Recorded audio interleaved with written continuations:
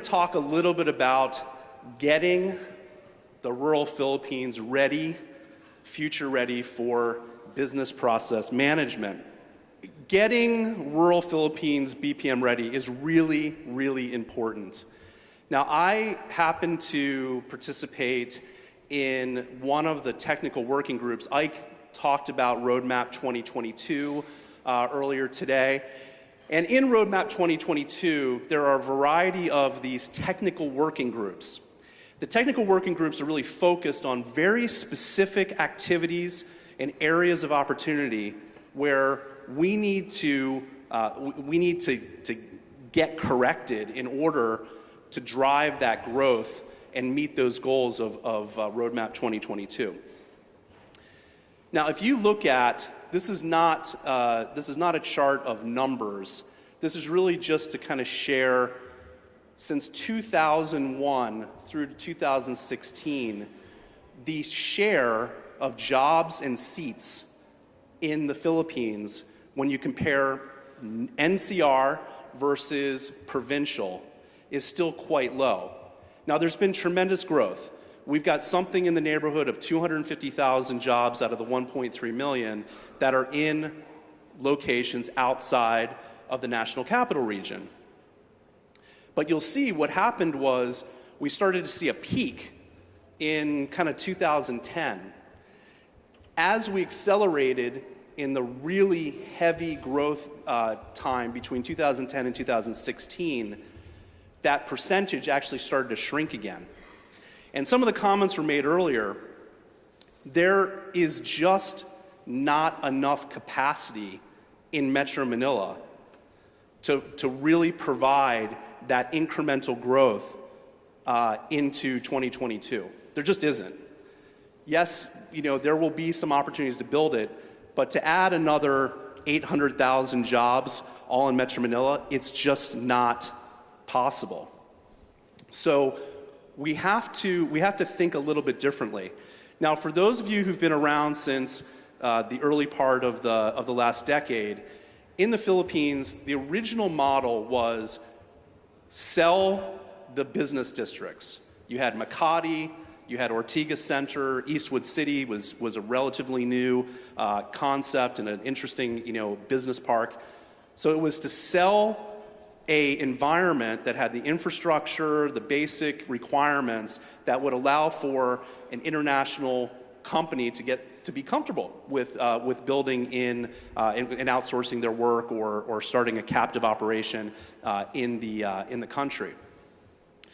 About 10 years ago, a little bit over 10 years ago, IBPAP, there was the industry associations kind of got together, a lot of the industry players, IBPAP was formed, and IBPAP, really one of the main first driving goals of IBPAP was to try to bring some order to the chaos, kind of help industry players start to think about where are the best places to locate. There were a few pioneer companies. I was one of the early pioneers to really start to look at developing BPO, BPM available seats in the provinces. But there was a lot of misinformation, and so that was one of the main IBPAP goals was to try to create some data so that companies could understand how and where how to do this, how to go about doing this, and where to locate. Then there was this thing called the Next Wave Cities. Everyone has seen the Next Wave Cities list. Well, the challenge with the Next Wave Cities list is that as we went out as an industry to all these markets around the Philippines, we had the cities fill out a survey. We had them give us information about what was so great about their location, why did they think it was ready for BPM business.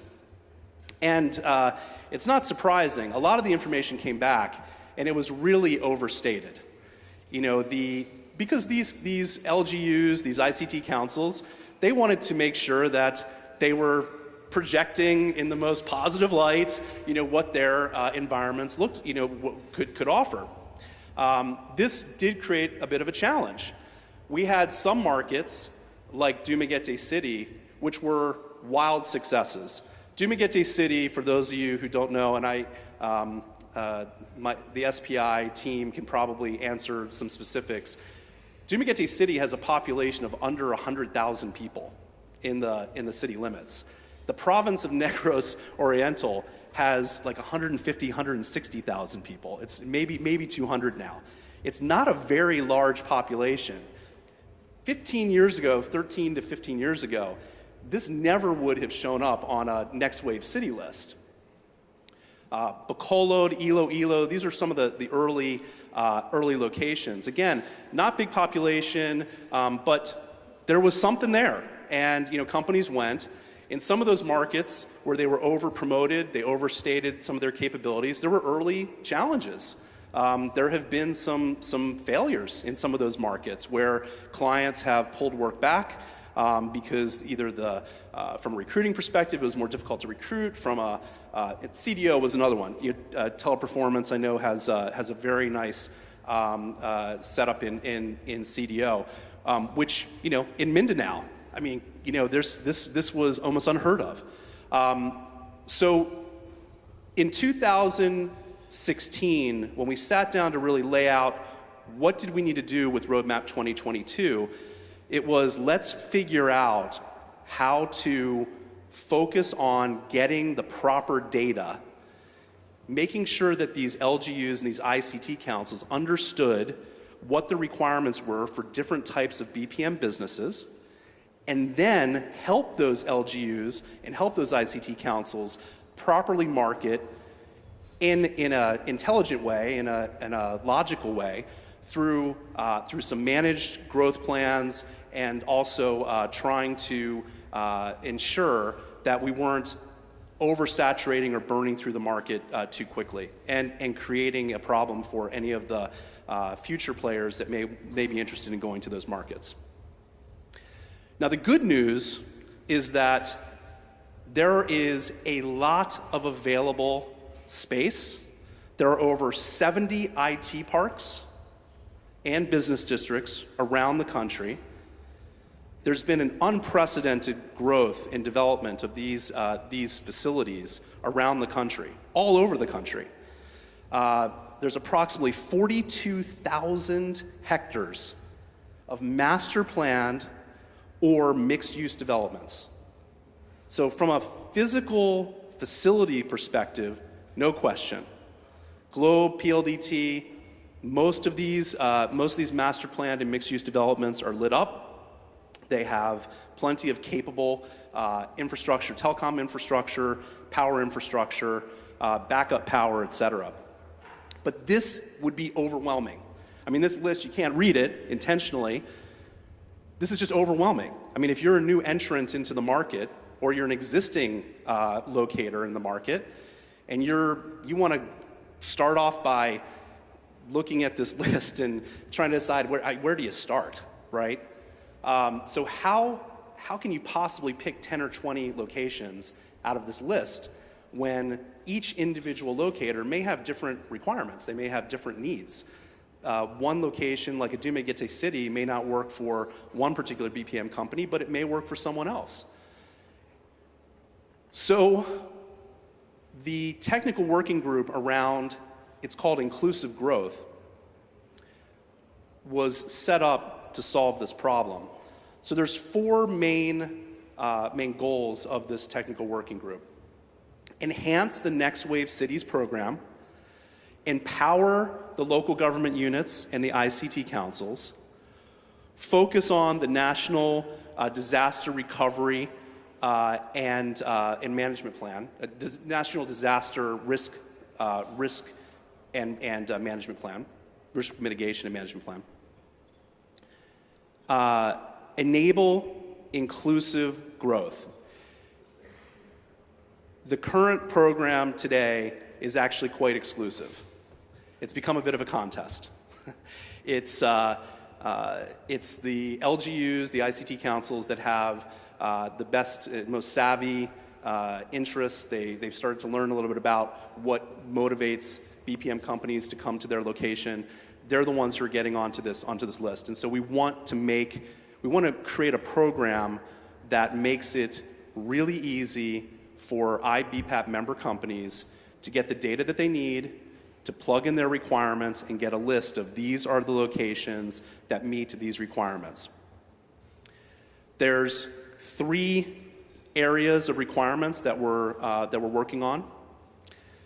First is from a regulation business environment perspective. What is the business environment? Is it business friendly? Are there certain restrictions that may prevent a company that's interested in a certain type of business process management from operating there? From a cost perspective, rental costs, technology costs, business services costs, utilities, et cetera. And from a labor perspective, the talent pool, the salaries, the skills that are available in that market. And again, many of these markets, as you know, it's not just the recent school leavers that are interesting. It's these workers that are in the 35 plus age range that may have been working in Cebu or in Metro Manila, have now come back to be with their families, and they've got work experience, they've got great language skills, they may even have some technical skills that would be great for some non-voice work. So we're building a database, and this database will use the requirements of the IBPAP member companies as the starting point. We are going to work with the LGUs and ICT councils to build templates, visit plans, and give them a way to speak in the same language, to answer the questions that are important, to the locators. And then the locators can make an informed decision based on their individual requirements, not based on what the LGU or the ICT councils in these markets think are the requirements. I'm a huge, huge fan of the Philippines.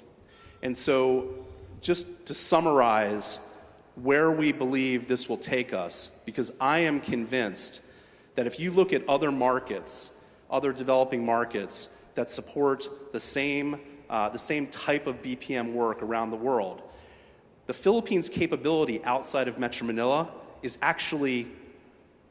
a very, very differentiated offer.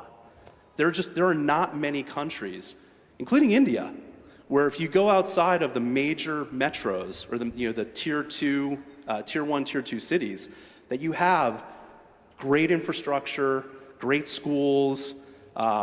You've got people that want to move back to those locations. They can't because there aren't jobs. The education, the regional institutes and the educational programs today, the tertiary education, is much, much improved throughout the country. And there's this thing called the Service Management Program. Some of you may have heard of this. Service Management Program has been very much embraced by educational institutions. And so now you're seeing in very remote parts of the Philippines, these programs, these kind of getting ready for BPM jobs, you're seeing these programs in the school curriculums, which is huge. New infrastructure investments. This administration has made it very clear they want to fund regional development programs. There is no question, and that's very exciting. There's also this concept, and you may not be picking up on it when you read the articles, but most of the administration, when they're talking about regional development, they're also talking about this thing called industrial villages. They want to enable many of these industrial villages. They want to take these mixed-use developments, take these IT parks, and turn them into industrial villages that support not just call center work, not just business process management, non-voice work, but a whole variety of industries, engineering, architectural firms, the whole 9 yards. And so that also is very, very exciting. You're going to have all these mini industrial villages that hopefully over time we can develop into lots of capabilities for the industry.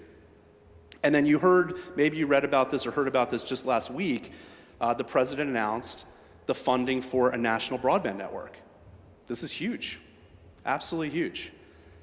If the national government can focus on lighting up every school in this country, bringing high-speed, affordable broadband to every school, every community, that will undoubtedly open up many, many more smaller but still very capable communities to provide services and support to interested locators.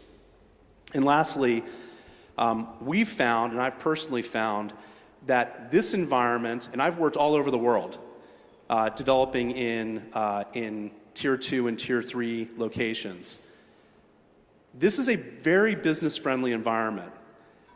Now, I know that there's some concern and confusion, maybe even a little bit, on the future incentives and what's going to happen with incentives, especially in Metro Manila. I would be more concerned about really understanding what is it that you need to get you comfortable with making the investment in some of these provincial locations. And that's what we need to be talking about with the government. We need to be focused on what things do we need to protect our investment, to enhance our investment, to ensure that these rural provincial locations are going to be a success. And I guarantee you, as the president has said multiple times, they want the Philippines to be viewed as open for business. If there is work that you have or that your client has, and it must be done in Metro Manila, you're going to be able to continue to get incentives to drive that. If it means that the client is going to go, or your business leaders are going to go to some other location, I guarantee you that they will continue to try to drive it. But the incentives may not be as good as those incentives in the provinces. Because again, back to my earlier point, if we're going to grow the industry and provide the capability to support close to 2 million jobs in the next 6 years, we've got to get the provinces ready. The LGUs and the ICT councils, they're ready to develop great partnerships. They're hungry for these investments, and there's a much, much improved support system and business partner system in many of these provincial communities. I've had the pleasure of spending quite a bit of time with PEZA Director General Plaza. She is, I think, a very, very passionate champion of developing the industry, but also developing these industrial villages, these eco-zones. Her view, and it may be hard to read the quote up here, so let me just read it real quickly. We will create eco-zones in different regions in the country so that their best local resources or raw materials are available, can be tapped for development. We will provide incentives to investors, locators, and local businessmen. They're serious. They're serious. We just need to tell them what our requirements are, where we need to focus, and from an industry perspective, IBPAP is in the next 2 years is going to be focused intently on making sure that those requirements are clearly communicated to government and to our partners that are going to help us grow the provinces. So with that, I know we have panel question and answer afterwards, a little bit later today, but I'm here through the end of the evening. I'm happy to talk with anyone about if you would like some more information. We are at Sitel. We've just opened our 15th location in Puerto Princesa. It has been phenomenal. I thank our partners, our telecom partners, both Globe and PLDT. The infrastructure is fantastic. We've been extremely pleased with the talent pool, and we're seeing a lot of people that want to come back and live in Puerto Princesa. So we're seeing this in a lot of other markets around the country. It is absolutely doable. Don't be afraid, but you do need support, and IBPAP is certainly there to help provide some support to you and investigating these new markets. So thank you very much.